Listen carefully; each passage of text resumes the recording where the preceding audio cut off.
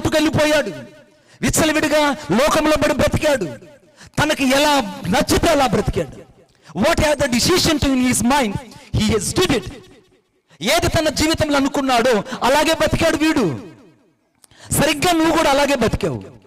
లోకంలోకి వెళ్ళావు, లోకంలో ఉన్న ఆశలన్నీ చూచావు, లోకంలో ఉన్నదంత శరీరాశయు, నేత్రాశయు, జీవబిడంబం అక్కడ ఉంది. అవన్నీ అనుభవించాడు వీడు. ఆఖరికి వీడికి ఉద్యోగం లేక బట్ జీవితం అంతా అస్తవ్యస్తంగా మార్చబడింది. వీడికి అక్కడ బుద్ధి వచ్చినప్పుడు అని రాయబడింది. ఆమేన్. వీడికి బుద్ధి వచ్చిందట.